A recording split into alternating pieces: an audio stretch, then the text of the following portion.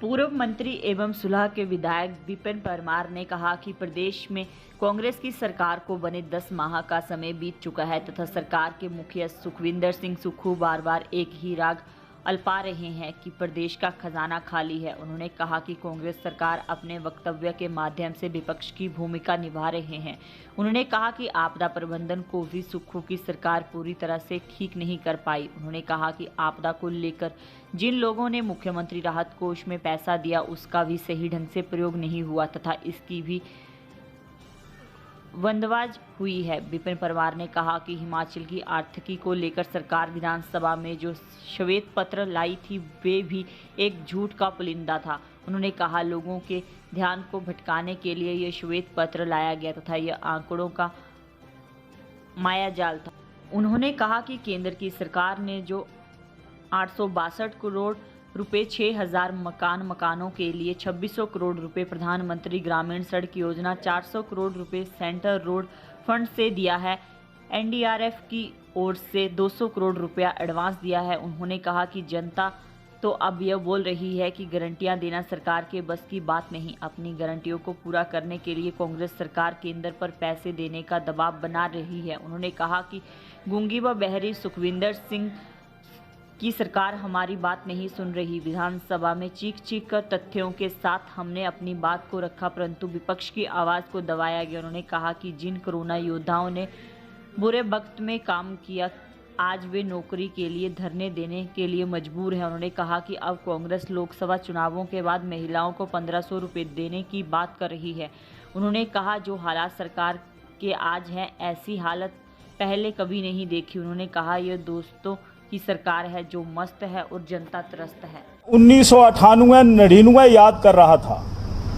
Professor Prem Kumar Dhumal जी उस समय के मुख्यमंत्री और हिमाचल प्रदेश जो क्रिकेट एसोसिएशन है उसके अध्यक्ष श्री अनुराग ठाकुर जी, उनके द्वारा यहाँ पर जिसकी नींव रखी गई, आज यहाँ पर राष्ट्रीय अंतर्राष्ट्रीय जो क्रिकेट है मैचेस यहाँ पर खेले जाएंगे। इसके लिए मैं सबसे पहले केंद्रीय मंत्री श्री अनुराग ठाकुर जी को बहुत बहुत बधाई और मुबारकबाद देना चाहता हूँ और एचपीसीए के जो अध्यक्ष हैं आईपीएल के चेयरमैन श्री अरुण जी, उनको भी बधाई देना चाहता हूँ। और बधाई के पात्र वो इसलिए भी हैं क्योंकि यहाँ पर 5 अंतर्राष्ट्रीय स्तर के मैचेस खेले जाएंगे और 22 तारीख को हिंदुस्तान और न्यूजीलैंड के बीच में मुकाबला होगा। अगर संक्षेप में मैं बात कहूँ तो ये कह सकता हूँ कि यहाँ इस प्रकार के वर्ल्ड कप के मैचेस के द्वारा यहाँ पर पर्यटक को बढ़ावा मिलेगा और जो क्रिकेट में रुचि रखते हैं, खेलों में रुचि रखते हैं हिमाचल प्रदेश के लोग, वो अपनी आँखों से यहाँ पर प्रत्यक्ष इस इवेंट के भागीदार बन जाएंगे और ये हिमाचल प्रदेश के इतिहास में और हमारे इस धर्मशाला के लिए आने वाले पीढ़ियों के लिए एक नायाब प्रयास जो आईसीसी एचपीसीए के द्वारा यहाँ पर किया गया है, उसके लिए मैं अपने इन सारे उन पदाधिकारियों को अपनी ओर से बहुत बहुत बधाई और मुबारकबाद देना चाहता हूँ। ये भारतीय जनता पार्टी है जो हमेशा हिमाचल प्रदेश को अपने सर आँखों पर बिठा करके बातों से नहीं व्यवहार से कुछ करने की कोशिश करती है। अगर G20 का आयोजन हिंदुस्तान को मिला तो धर्मशाला में भी विज्ञान और प्रौद्योगिकी विषय को लेकर के यहाँ पर पूरी दुनिया के वैज्ञानिक आए, शोध हुआ, बातचीत हुई और ये धर्मशाला यहाँ पर प्रधानमंत्री जी 1 रात 2 दिन रुके, यानी पूरे देश के जो हमारे सेक्रेटरीज हैं, चीफ सेक्रेटरीज हैं, उनका यहाँ पर सम्मेलन होता है। यानी मेरा कहने का भावार्थ ये है, ये G20 अब one nation one earth one future, पूरी दुनिया की जो वैश्विक समस्याएं हैं उनको उस संच पर बातचीत और संवाद के द्वारा साझा किया गया। और ये जो संच है जहां 20 देशों के मुख्य वहाँ के चाहे प्राइम मिनिस्टर थे, चाहे वहाँ के राष्ट्रपति थे या अन्य देशों के भी मेहमान यहाँ पर आए और मेहमानबाजी करने का मौका धर्मशाला को मिला। इसलिए ये भारतीय जनता पार्टी के प्रयास निसंदेह इस धर्मशाला को, हिमाचल प्रदेश की इस पर्यटन नगरी को आगे बढ़ाने की कोशिश कर रहे हैं। ये जानकारी भी मैं आप तक देना चाहता हूँ। पत्रकार मित्रों, मैं एक बात और कहना चाहता हूँ। ये कांग्रेस की सरकार, हमारे मित्रों ने बड़े विस्तार से सारी बात यहाँ पर रख दी है और ये ऐसी सरकार जो पिछले 10 महीने से यही बार बार कह रही है कि खजाना खाली है। हर दिन किसी समाचार पत्र, इलेक्ट्रॉनिक्स मीडिया में हम सुनते हैं प्रदेश के मुखिया, मुख्यमंत्री बार बार इसी राग को आलाप रहे हैं, खजाना खाली है।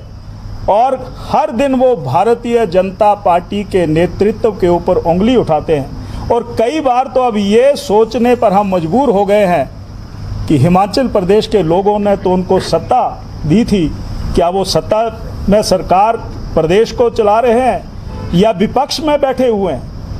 यानी विपक्ष की भूमिका कांग्रेस के नेता, नेतृत्व अपने वक्तव्यों के माध्यम से प्रस्तुत कर रहे हैं। और दूसरी बात मैं ये कहना चाहता हूँ, आपदा के नाम पर खजाना खाली है, खजाना खाली है।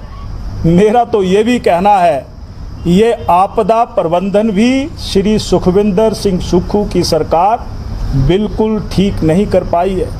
यहाँ पर जो आपदा के लिए पैसा हिमाचल प्रदेश के लोगों ने इस आपदा राहत को उसमें जमा करवाया, यहाँ की स्वयंसेवी संस्थाओं ने पैसा जमा करवाया, यहाँ के आम नागरिकों ने जमा करवाया, यहाँ के चुने हुए प्रतिनिधियों ने जमा करवाया।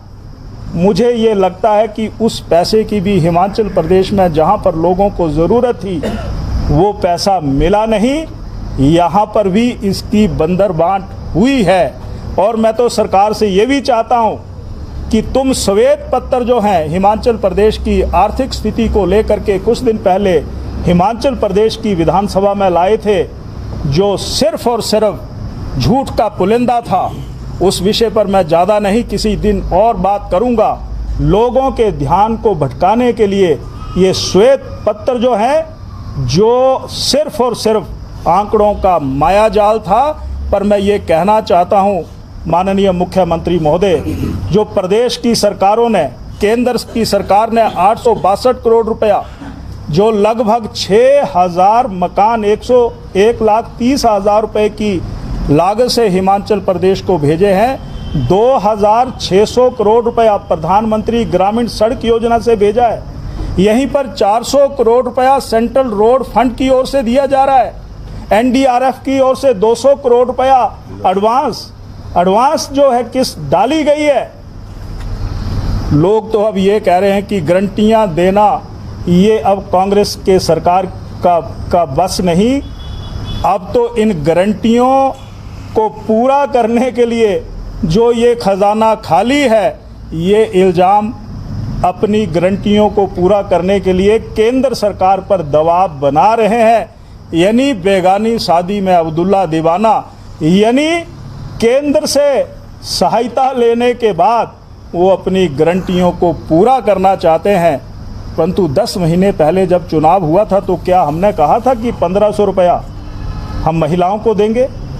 या आपने किसी से पूछा था? गोबर 2 रुपया किलो खरीदेंगे, 300 यूनिट बिजली हम मुफ्त देंगे, 1 लाख नौजवानों को रोजगार देंगे और 100 रुपया जो है लीटर दूध के हिसाब से हम किसानों से खरीदेंगे गाय और भैंस का। पत्रकार मित्रों, ये गूंगी और बहरी श्री सुखविंदर सिंह सुक्खू की सरकार ये हमारी बात नहीं सुन रही है। विधानसभा में चीख चीख करके तथ्यों के साथ हमने अपनी बात को रखा, पर विपक्ष की आवाज़ को दबाया गया। आज ये जो नेतृत्व यहाँ सामने बैठा है, पीछे बैठा है, हम आपके माध्यम से अपनी आवाज़ जनता तक पहुँचाना चाहते हैं। हम आप पत्रकार मित्रों आपके माध्यम से अपनी आवाज़ हिमाचल प्रदेश के कोने कोने और देश तक पहुंचाना चाहते हैं कि ये कांग्रेस की सरकार झूठी सरकार है। और झूठी सरकार और संवेदनहीन सरकार, मैं कहना चाहता हूँ 1800 कोविड के वॉरियर्स को निकालने का आदेश निकाल दिए गए। कैसी संवेदनहीन सरकार, जो कोरोना के समय जो कोरोना पीड़ित लोगों की चिंता करते रहे, वो आज चौड़ा मैदान में धरना दे रहे हैं। वो हिमाचल प्रदेश की विधानसभा के बाहर धरना दे रहे हैं। वो हिमाचल प्रदेश सचिवालय के बाहर धरना दे रहे हैं। ना मुख्यमंत्री महोदय ना स्वास्थ्य मंत्री महोदय ने कभी उनकी सुध ली। और मुझे तो उस समय बहुत दुख हुआ जब एक महिला मुख्यमंत्री जी के पैरों में गिर करके ये कहने लगी कि मुझे परिवार को पालने के लिए सिर्फ यही सहारा था, कृपया करके हमारी नौकरी बहाल की जाए, हमें हमारी सेवाएं बहाल की जाए। और 1500 रुपया को लेकर के बहनें जब कहीं इकट्ठी हो गई तो एक पूर्व मंत्री ने कहा लोकसभा का चुनाव हो जाने दीजिए, उसके बाद 1500 रुपया दिया जाएगा। यानी फार्मासिस्ट सड़कों पर